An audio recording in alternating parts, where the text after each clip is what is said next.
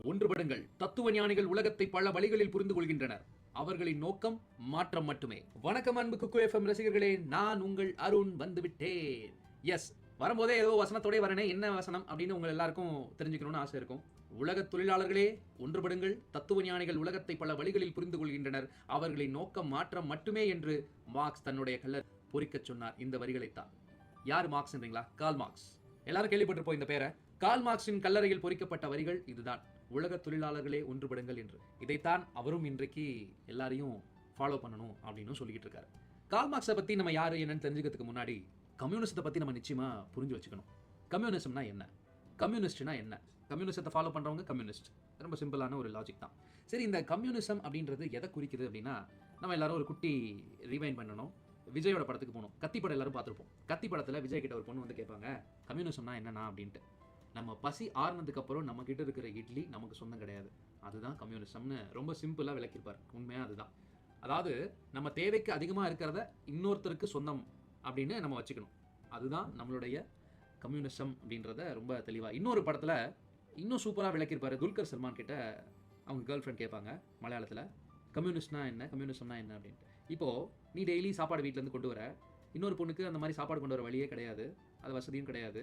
அப்போ நீ என்ன பண்ணுவேன் அப்படின்னு கேட்குறாரு. நான் அந்த பொண்ணுக்கு ஷேர் பண்ணுவேன் அப்படின்னு அந்த கேர்ள் ஃப்ரெண்ட் சொல்லுவோம். அதுதான் கம்யூனிசம் அப்படின்னு சொல்கிறாரு. எஸ், நம்மளால் நம்ம சக்திக்கு மீறி ஒரு உதவி செய்ய முடியுது அப்படின்னா அதுவும் ஒரு கம்யூனிசம் தான். இதை தான் கார்ல் மார்க்ஸ் தன்னுடைய கோட்பாடு கொள்கைகளாக வந்து வச்சு தன்னுடைய வாழ்க்கையை முழுக்க முழுக்க வந்து கம்யூனிசம், கம்யூனிஸ்ட் அப்படின்ற இந்த போராட்டம், புரட்சி இதுக்காகவே அர்ப்பணித்தவர் கார்ல் மார்க்ஸ். அவரை பற்றி தான் நம்ம இன்னைக்கு நிறைய தெரிஞ்சுக்க போகிறோம். சமத்துவ கொள்கையின் பிதாமகன் கார்ல் மார்க்ஸை பற்றி நிறையா இதெல்லாம் குறிப்புகள்லாம் உண்டு. காலங்களை கடந்த மனிதன் கார்ல் மார்க்ஸ் அப்படின்லாம் நம்ம படிச்சிருக்கோம். யார் இந்த கார்ல் மார்க்ஸ் அப்படின்னு பார்த்தோம்னா, அதாவது கம்யூனிச தத்துவத்தை உலகுக்கு அறிமுகப்படுத்தியவர் அப்படின்னா கார்ல் மார்க்ஸ் அவர்கள். 200 வருஷங்களுக்கு முன்னாடியே கம்யூனிசத்தை உலகுக்கு அறிமுகப்படுத்தியவர் கார்ல் மார்க்ஸ் அவர்கள். மே 5 பிறந்தாரு. சமூகத்தில் தொழிலாளர்களுக்குன்னு தனி மதிப்பு உண்டுங்க. அவங்க விடுதலை பெறறதுக்கு தங்களுடைய தற்போதைய நிலையை முதல்ல அவங்க புரிஞ்சுக்கணும் அப்படின்றத தர்க்கபூர்வமாக எடுத்து அவங்கள்ட்ட கூறியவர் கார்ல் மார்க்ஸ். ஜெர்மனியில் 1818 பிறக்கிறாரு. பொது வாழ்க்கையில் உலக தொழிலாளர்களுக்காக, தனிப்பட்ட வாழ்க்கையில் அன்றாட தேவைகளை பெறுவதற்காகவும் அவர் நித்தம் போராடி உயிர் நீத்தவர் கார்ல் மார்க்ஸ். அவருடைய போராட்டத்தில், எழுத்துல, வாழ்க்கையில் அவருடைய மனைவி ஜென்னி, நண்பர் ஃப்ரெட்ரிக், இவங்க எல்லாருமே எப்போதுமே துணை இருந்தவங்க. ஸோ இப்படிப்பட்ட இந்த கார்ல் மார்க்ஸை பற்றி தான் இன்னைக்கு நம்மளுடைய ஆடியோ ஸ்டோரி போகுது. ஸோ ரொம்ப நான் வந்து சிம்பிளாக உங்களுக்கு சொன்னேன். நான் இன்னும் நிறையா குறிப்புகள் அவரை பற்றி இருக்குது, இன்ட்ரெஸ்டிங்கான ஃபேக்ட்ஸ்லாம் இருக்குது. கம்யூனிசத்தை பற்றி நீங்கள் ஃபுல்லாக தெரிஞ்சுக்க போகிறீங்க இன்னைக்கு இந்த ஸ்டோரி மூலமாக. தொடர்ந்து இணைந்திருங்கள் குக்கு எஃப்எம். பொது உடைமை கழகத்தின் சிறு கிளையாக கம்யூனிஸ்ட் சங்கத்தை முதலில் அமைத்தவர் கார்ல் மார்க்ஸ். அந்த சங்கத்துக்கான செயல் திட்டத்தை போலவே கம்யூனிஸ்ட் அறிக்கையை எங்கல்ஸ்டன் அவரோட இணைந்து 1848 வெளியிடுறாரு. பல்வேறு நாடுகள்ல இருந்து தொழிலாளர்கள் அமைப்புகள் எல்லாம் ஒன்று சேர்ந்து அவங்களுடைய உரிமைக்காக போராடிட்டு இருக்காங்க. முதலாம் அகிலம் எனப்படும் சர்வதேச தொழிலாளர் கூட்டமைப்பு அப்படின்னு ஒன்று உருவாக்கணும்னு சொல்லி 1864 கார்ல் மார்க்ஸ் தொழிலாளர்களுக்காக அப்படின்னு சொல்லி இந்த நம்ம இன்னைக்கு பேசிட்டு இருக்க யூனியன்லாம் இருக்கு இல்லையா, இதுக்கெல்லாம் முன்னோடி கார்ல் மார்க்ஸ் தான். ஸோ முதலாம் அகிலம் அப்படின்னு சொல்லி உலகத்தில் இருக்க எல்லா தொழிலாளர்களுக்காகவுமே ஒரு அமைப்பை உண்டு பண்றாரு. தன்னுடைய சிந்தனையை அடிப்படையாக கொண்டு மார்க்சிய கொள்கையை மூலதனமாக வச்சு ஒரு பெரும் புக்கை எழுத ஆரம்பிக்கிறாரு. மூலதனம் அப்படின்ற இந்த புத்தகம் 1867 முதல் பிரதியை வெளியிடுறாரு. உலகம் வந்து முன்பை விட மேம்பட்டதாக இருப்பதற்கு மார்க்ஸ் முன்வைத்த கொள்கைகள் காரணமாக இருந்திருக்குன்னு சொல்றாங்க. பொருளாதாரம், வரலாறு, கலை, இலக்கியம், கல்வி, மருத்துவம், அரசு, சமூக மாற்றங்கள், மக்கள் புரட்சிகள், மக்களுக்கான இதழியல், கூட்டாக போராடும் உரிமை என பல்வேறு துறைகளில் மார்க்ஸ் வந்து தன்னுடைய தாக்கத்தையும் தன்னுடைய நோக்கத்தையும் தன்னுடைய ஈடுபாடையும் செலுத்தாத துறையே கிடையாது அப்படின்ற அளவுக்கு சமூக பாதுகாப்பு, ஓய்வூதியம், சம்பளத்துடன் கூடிய விடுமுறை, தொழிற்சங்கம் அமைத்து தொழிலாளர்கள் உரிமைகளை பெறக்கூடிய வாய்ப்பு, இவை எல்லாத்தையும் உலக தொழிலாளர்களுக்காக இன்றைக்கும் மார்க்ஸோட கொள்கையை வச்சு தான் நிறைய கார்ப்பரேட் எத்திக்ஸ் அண்ட் ரூல்ஸ் எல்லாம் வந்து இருக்குது அப்படின்னே சொல்லலாம். ஸோ மார்க்ஸ் வந்து இன்னைக்கு நம்மலாம் வந்து ஒரு ஒரு ஒரு ஒரு எம்ப்ளாயி எத்திக்ஸ் அப்படின்னு ஒன்று ஃபாலோ பண்ணுறோம் அப்படின்னா அதுக்கு மார்க்ஸ் தான் முன்னோடினே சொல்லலாம். நம்ம தொழிலாளர் தினமாக இருக்கட்டும், அப்புறம் வந்து நீங்கள் வந்து கவனிச்சிங்கன்னா ஒரு லேபர் பாலிசி, ஒரு லேபர் போர்டு அப்படின்லாம் வந்து ஒரு அமைப்பு இருக்குது அப்படின்னா இது எல்லாத்துக்கும் முன்னோடி கார்ல் மார்க்ஸ் அப்படின்ற ஒரு கம்யூனிஸ்ட் மேதை தான். இவர் ஏற்படுத்தின ஒவ்வொரு அமைப்பும், அதாவது என்ன சொல்கிறது, இவருடைய ஒவ்வொரு செயலும் பார்த்தீங்கன்னா அத்தனையுமே வேலை செய்யும் தொழிலாளர்களுக்காக, வேலை செய்யும் ஒவ்வொரு நிறுவனத்தில் இருக்கக்கூடிய அவர்களுடைய நலன் கருதி தான் இவர் வந்து இந்த அமைப்பையும் இந்த தாக்கத்தையும் மக்கள்கிட்ட கொண்டு போய் சேர்க்கணும். இந்த மாதிரியான விஷயங்கள்லாம் தொழிலாளர்கள் வந்து அடிமையாக இருக்கக்கூடாது, அவங்களுடைய உரிமையை கேட்டு பெறணும் அப்படின்ற விழிப்புணர்வை மக்கள்கிட்ட ஏற்படுத்தினவர் முதல்ல அப்படின்னா கார்ல் மார்க்ஸ் தான். உலகில் நடைபெற்ற எல்லா மக்கள் புரட்சிகளுக்கும் லெனின், மாவோ, ஃபிடல் காஸ்ட்ரோ, சேகுவேரா, ஹோசிமின் போன்ற மக்கள் தலைவர்கள்னு நம்ம கொண்டாடிக்கிட்டு இருக்க அத்தனை பேருக்குமே மார்க்ஸ் தான் முன்னோடி. இவங்க எல்லாரும் வந்து தோன்றுவதற்கே மார்க்ஸ் தான் வந்து அவங்க தான் ஒரு பெரிய இன்ஸ்பயராக இருந்திருக்கிறாரு. அவரை வந்து முன்னோடியாக வச்சு தான் நம்ம சொல்கிற சேகுவேராவாக இருக்கட்டும், ஃபிடல் காஸ்ட்ரோவாக இருக்கட்டும், லெனினாக இருக்கட்டும், மாவோவாக இருக்கட்டும், அத்தனை பேருமே அவங்களும் தன்னுடைய மக்களுக்கு மார்க்ஸ் மாதிரி நம்மளும் போராடணும், மக்களுடைய பிரச்சனைகளுக்காக குரல் கொடுக்கணும், மக்களை வந்து அடிமை முறையிலேருந்து வெளியில் கொண்டு வரணும், காலனி ஆதிக்கத்தில் மக்களை வந்து சேர்ந்துடாமல் மக்கள் சுயமாக சிந்திக்கக்கூடிய புத்தியை அவங்க கிட்ட கொண்டு வரணும் அப்படின்னு முயற்சி செஞ்ச முதல் கம்யூனிச மேதை மார்க்ஸ் அவர்கள்.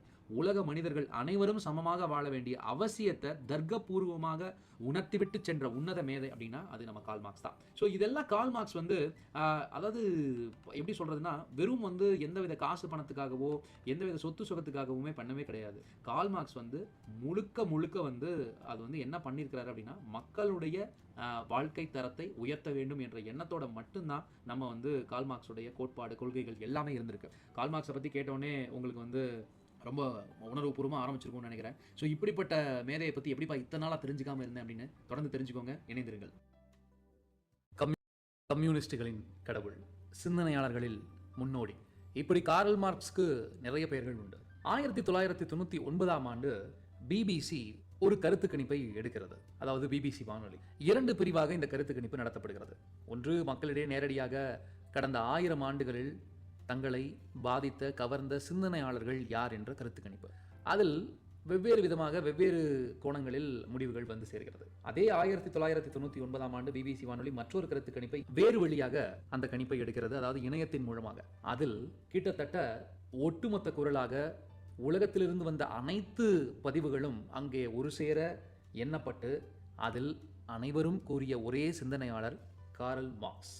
எஸ், கிட்டத்தட்ட அதாவது உலகத்தின் மாபெரும் மேதைகள் என்று அறிந்த ஐன்ஸ்டீன், நியூட்டன், டார்வின் இவர்களின் பெயர்கள் எல்லாம் கார்ல் மார்க்ஸின் பெயருக்கு பின்னால் தான் இருந்தது.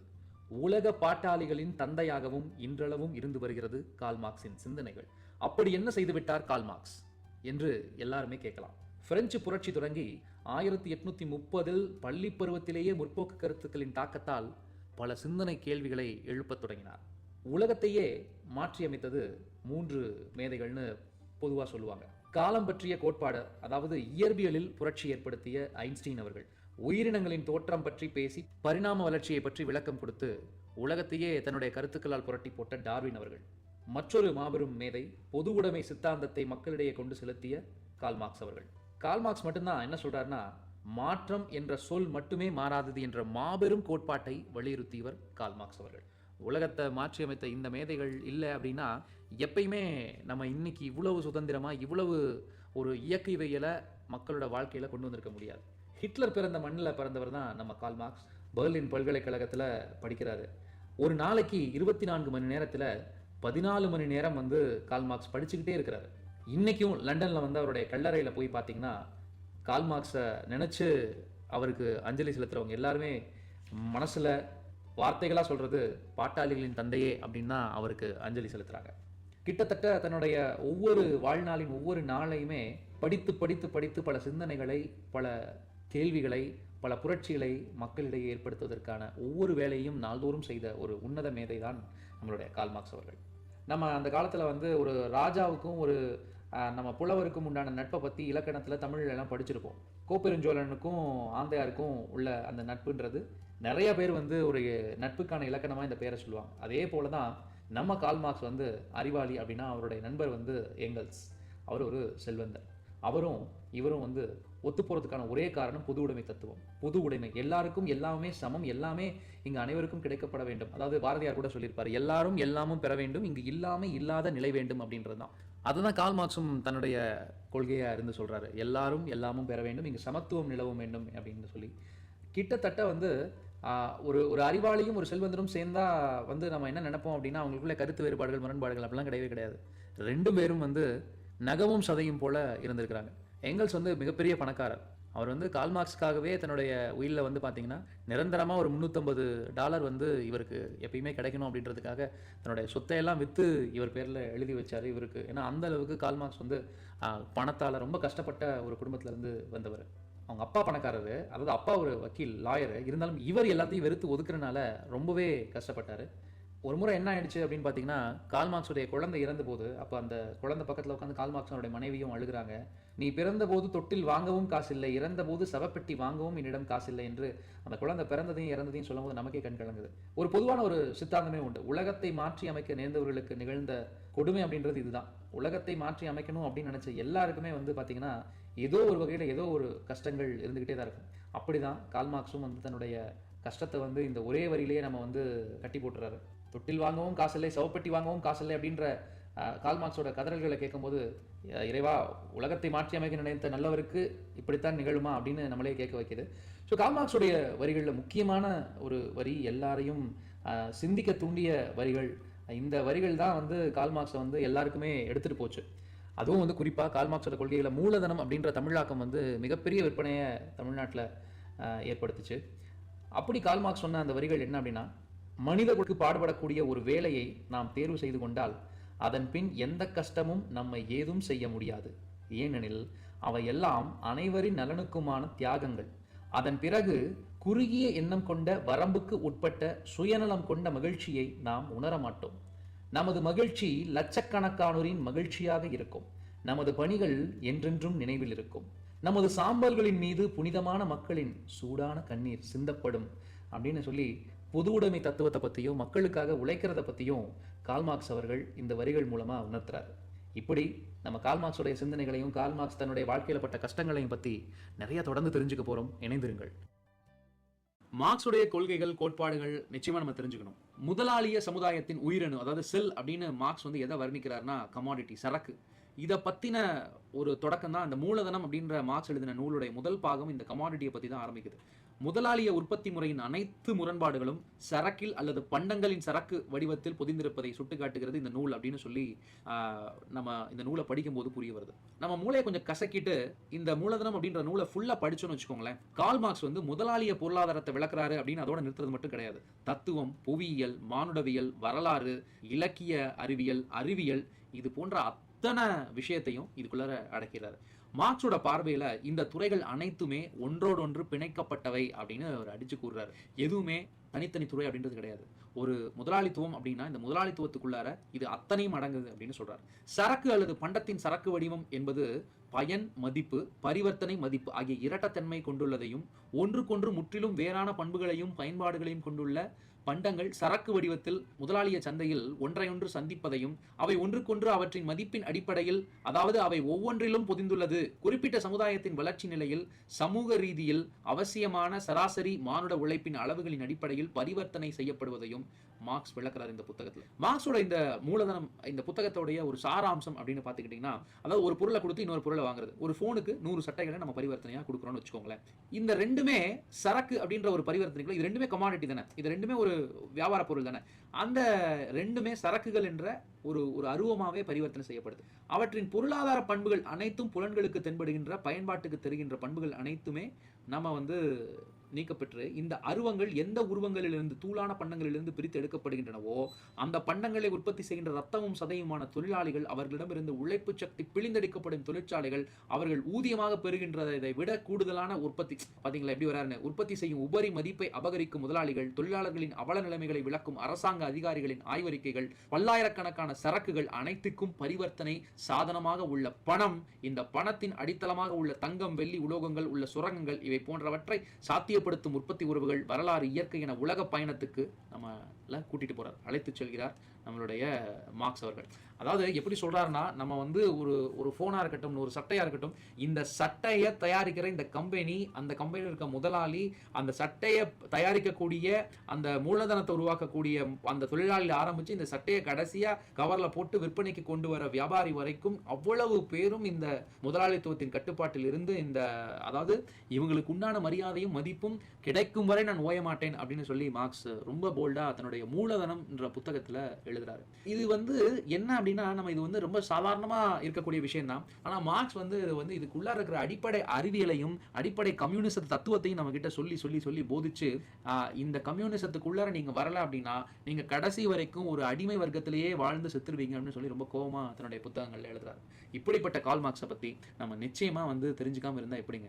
அவ்வளோ நல்ல விஷயங்கள் கார்ல் மார்க்ஸ் நமக்காக சொல்லி கொடுத்துட்டு போயிருக்காரு. தொடர்ந்து கார்ல் மார்க்ஸோடைய வாழ்க்கை நடந்த சுவாரஸ்யமான சம்பவங்கள்.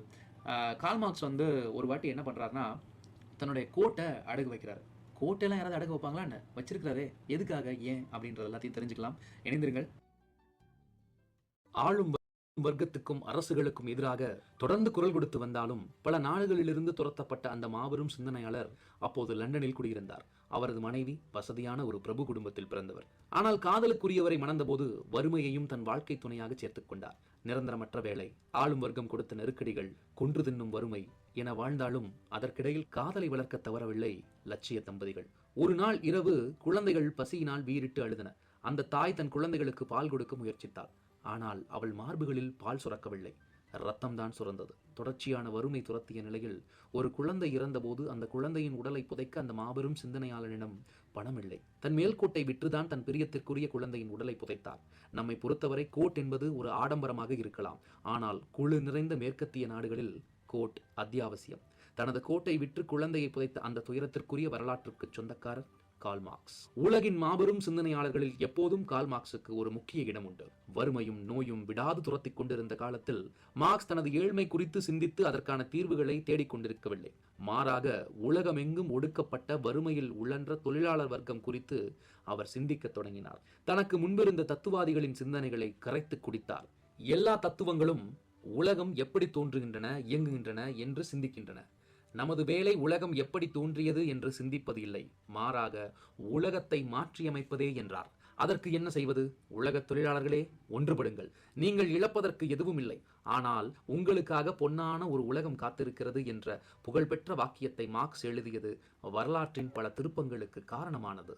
ஏடறிந்த வரலாறு அனைத்தும் வர்க்க போராட்டத்தின் வரலாறே என்ற மார்க்ஸ் உலக மனித குலத்தின் வரலாற்றை விரிவாக ஆய்வு செய்தார். ஒவ்வொரு காலகட்டத்திலும் மனித இனம் எப்படியெல்லாம் மாறியிருக்கிறது, இந்த மாற்றங்களுக்கு எப்படி மனித உழைப்பு காரணமாக இருக்கிறது என்ற ஆழமான ஆய்வுகளை முன்வைத்தார்.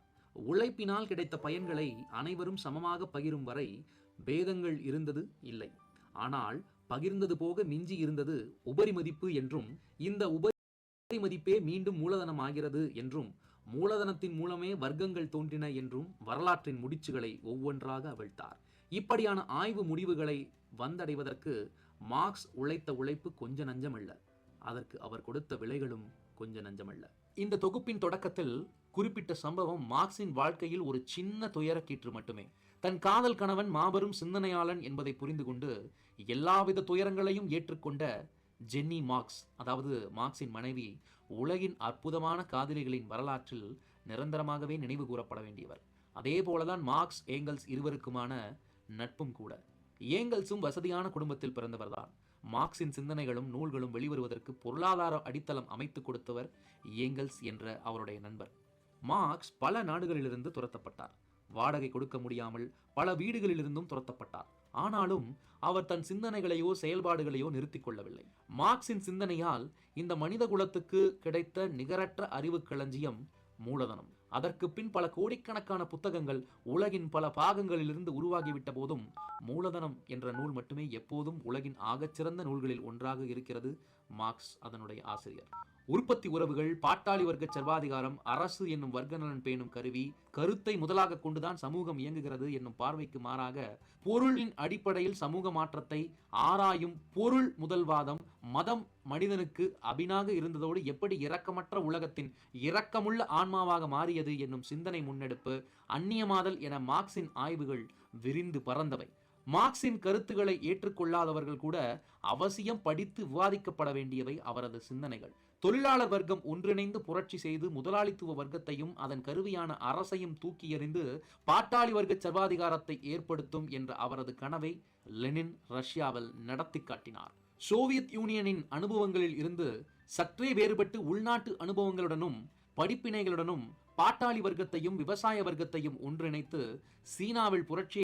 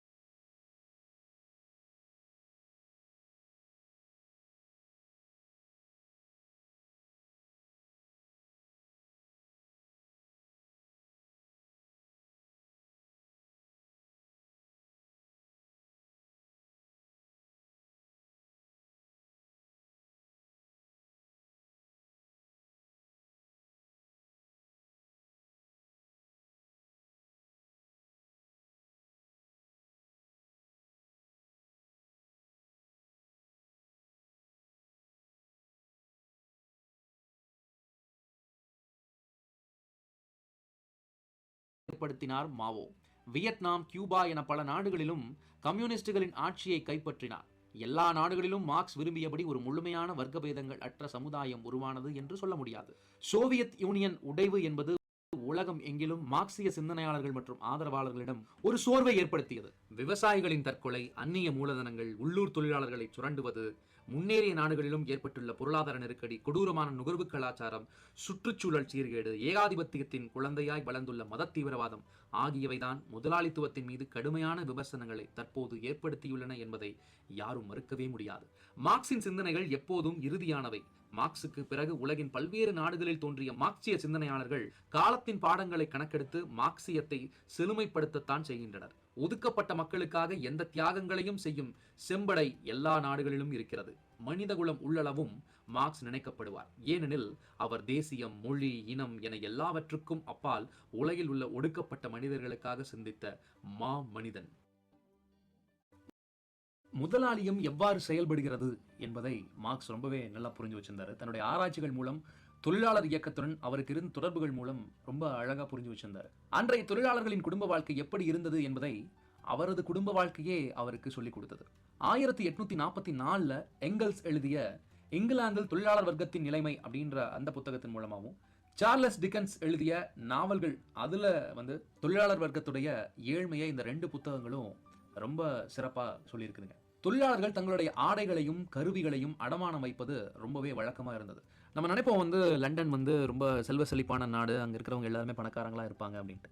ஆனா உண்மையா பார்த்தோம்னா கார்ல் மார்க்ஸோட வரலாறை பார்க்கும்போது அவங்களுடைய இந்த வாழ்க்கையும் ரொம்ப அடிமை முறையாகவும், ரொம்ப ஒரு கீழ்த்தட்டு மக்களாகவும் இருந்து இன்னைக்கு ஒரு மேல்தட்டு மக்களா மாறி அவங்க உருவெடுத்திருக்கிறாங்க அப்படின்றது புரிய வருது.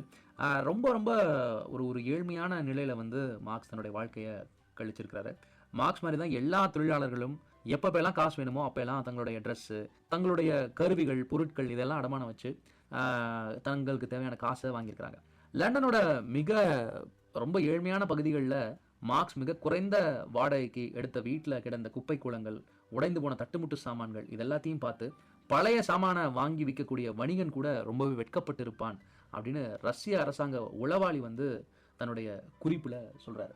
சற்று கூடுதலான வசதிகள் கொண்ட இன்னொரு வாடகை வீட்டை பிடிப்பதற்காக முக்கிய வீட்டு சாமான்களுடைய எல்லாத்தையும் அவருடைய குடும்பத்தார் அடகு வச்சிடறாங்க ஒரு கட்டத்தில். அதாவது இன்னொரு நல்ல வீட்டுக்கு போகணும் அப்படின்றதுக்காக தங்களோட வீட்டில் இருந்து எல்லா முக்கியமான சாமானையும் அடகு வச்சுட்டு அடுத்த ஒரு வீடை தேடுறாங்க. மார்க்ஸோட மனைவி ஜென்னி ரொம்ப ஒரு நல்ல குடும்பத்தில், பிரபு குடும்பம் அப்படின்னா ஒரு நல்ல ஒரு பணக்கார குடும்பத்தில் பிறந்தவங்க. சுவீகரமாக அவருக்கு கிடைச்ச வெள்ளி சாமான்களை கூட அடகு கடைகளை வச்சு எல்லாத்தையும் வித்துட்டாங்க. ஜென்னி மார்க்ஸ் அடகு வைத்த பொருட்களில் சில பாரம்பரிய மதிப்பு கொண்டவை, ஆனால் அடகு கடைகளில் அவருக்கு பரிவர்த்தனை மதிப்பு மட்டுமே வழங்கப்பட்டது. அதாவது அந்த பொருளுக்குண்டான மதிப்புன்றது வழங்கலை, ஒரு அடகு வச்சா என்ன கிடைக்குமோ லீஸ்ட் என்னவோ அதை தான் கொடுத்துருக்காங்க. மார்க்ஸோடைய வாழ்க்கை அப்படின்றது பார்த்தீங்கன்னா அடகு கடையில் கொண்டு போய் பொருட்களை அடகு வைக்கிறது, மீட்டெடுக்கிறது, மீண்டும் அடகு வைக்கிறது, அப்புறம் குடும்பத்தை நடத்துறதுக்கு தேவையானப்போ எல்லாத்தையும் கொண்டு போய் அடகு வைக்கிறது. இப்படி தான் அவருடைய வாழ்க்கை கழிஞ்சிருக்கு. ஹெலன் அப்படின்ற ஒரு பாட்டி, அதாவது ஒரு அம்மையாருக்கு மார்க்ஸும் ஜென்னியும் பணிவிடை செய்கிறதையும் ஒரு வேலையாக வச்சுட்டு இருந்திருக்காங்க. அவங்கள குளிப்பாட்டுறது, கூட்டி உட்கார வைக்கிறது, அவங்களுக்கு சாப்பாடு கொடுக்குறது அப்படின்னு சொல்லி ஒரு வேடிக்கையான ஒரு நிகழ்வு கூட இந்த சமயத்தில் நடந்திருக்குது. எப்பயுமே பார்த்தீங்கன்னா அடகு கடைக்கு போகிறது, அது வச்ச பொருள் எடுக்கிறதுக்கு அவங்க தான் போகணும். அதுலேயும் ஆண் பெண் அப்படின்ற பிரிவினைலாம் வேறு இருந்திருக்கு.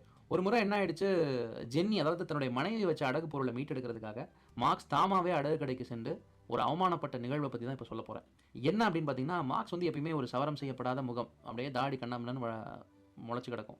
அப்புறம் பார்த்தீங்கன்னா அவருடைய ஆடைகள் எப்பயுமே ஒரு வறுமையை குறிக்கிற மாதிரி அழுக்கு ஆடைகள், சவரம் செய்யப்படாத முகம், ஒழுங்காக சீவப்படாத தலைமுடி, அப்புறம் அவருடைய ஆங்கில உச்சரிப்பு, இவை போதாதென்று அவர் ஒரு யூதர் அப்படின்றதும் ஒரு பெரிய அங்கே ஒரு பிளாக் மார்க்காக இருந்திருக்கு.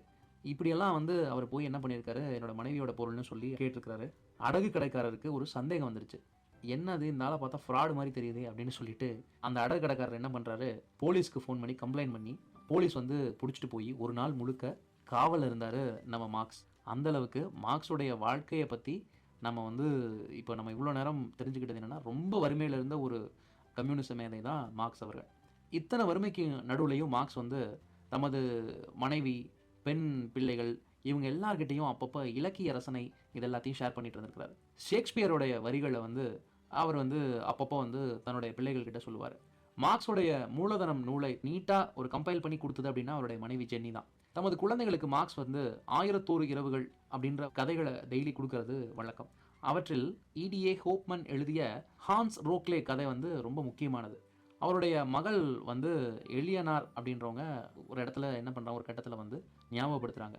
மந்திரவாதி போன்ற ஹான்ஸ் ரோக்லே விளையாட்டு சாமான் கடை வைத்திருந்தார். அவர் எப்போதும் கஷ்டத்தில் இருந்தவர். அங்கு மரத்தாலான ஆண்கள், பெண்கள், அரக்கர்கள், குள்ளர்கள், அரசர், அரசியர், தொழிலாளர்கள், ஆண்டையர், நோவார்கள் இவங்க எல்லாத்தையும் படகுல திரட்டிக்கிட்டு வந்தது போல வகை வகையான விலங்குகள், பறவைகள், மேசைகள், நாற்காலிகள், விதவிதமான வண்டிகள், பெட்டிகள் இதெல்லாம் இருந்துச்சு.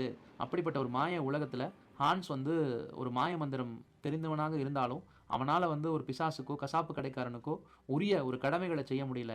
எனவே தனது மனசாட்சிக்கு விரோதமாக தனது விளையாட்டு சாமான்களை பிசாசுக்கு விற்பனை செய்யும் நிர்பந்தம் அவனுக்கு எப்போதும் இருந்தது. இந்த விளையாட்டு சாமான்களோ அதிசயத்தக்க வீர சாகசங்கள் புரிந்து இறுதியில் ஹான்ஸ் ரோக்லாவின் கடைக்கே திரும்பி வந்து சேர்ந்தன. தொழிலாளர்களின் வியர்வையாலும் இரத்தத்தாலும் உற்பத்தி செய்யப்பட்ட ஆனால் முதலாளிய உற்பத்தி முறையில் அவர்களிடமிருந்து அந்நியமயமாக்கப்பட்ட பொருட்கள் அனைத்தும் அவர்களிடமே திரும்பி வந்து சேரும் என்ற பொருளில்தான் மார்க்ஸ் வந்து இந்த கதையை வந்து எலியனாருக்கு சொல்லியிருக்கணும் அப்படின்னு சொல்லி தன்னுடைய பொண்ணு வந்து ஒரு இடத்துல குறிப்பிடுறாங்க. இப்போ உங்களுக்கு கதை புரிஞ்சிருக்கும்னு நினைக்கிறேன். அதாவது எதுவுமே வந்து அபகரித்து பிடுங்கி நீங்கள் வந்து வியாபாரம் பண்ணாலும் அது திருப்பி அந்த கடைக்காரனுக்கு வந்து சேரும் அப்படின்ற ஒரு குறிப்பை சொல்கிறாரு. தன்னுடைய பிள்ளைகளுக்கும் கம்யூனிசத்தை சொல்லி தான் வளர்த்துருக்கிறாரு. தமது பொருளாதார அரசியல் தத்துவ எழுத்துக்களில் மார்க்ஸ் வந்து ரொம்பவே கவனம் செலுத்தி தன்னுடைய சொந்த இழப்புகள், அடகு வைக்கப்பட்ட கோட்டை மீட்டெடுக்கிறதுல ஒரு பெரிய ஆதங்கம் அவருக்கு இருந்திருக்கு. குறிப்பாக பாட்டாளி வர்க்கத்துக்கு பொதுவாக மானுட குலத்துக்கும் ஒரு ஒரு ஒரு ஒரு இழப்பு அப்படின்றது எப்போவுமே இருந்துக்கிட்டே இருக்குது. இந்த இழப்புகளை மீட்டெடுக்கிறது தான் இந்த தொழிலாளி வர்க்கம் அப்படின்ற இந்த முறையை ஒழிக்கணும் அப்படின்னு சொல்லி தாம் விரும்பிய சோசியலிச கம்யூனிஸ்ட சமுதாயங்களிலும் உழைப்புன்றது கட்டாயம் இருந்தே தான் தீரும் அப்படின்னு அவர் கூறுறாரு. அது எப்படி இருக்கணும் அப்படின்னு பார்த்தீங்கன்னா, நம் மானுட பிறவிகள் என்னும் முறையில் உற்பத்தி செய்வதாகவே வைத்துக்கொள்வோம். அப்போதும் நாம் ஒவ்வொருவரும் தனது உற்பத்தியில் தன்னையும் தனது சக மனிதரையும் இரு வகையில் உறுதிப்படுத்துவோம். தான் விரும்பிய சோசியலிச கம்யூனிஸ்ட் சமுதாயங்களில் உழைப்பு கட்டாயம் இருக்கணும் அப்படின்னு கூறுற மார்க்ஸ் வந்து அது எப்படி இருக்கணும் அப்படின்றத 4 வகைப்படுத்துறார். ஒரு 4 பாயிண்ட்டுகளை மேற்கோள் காட்டி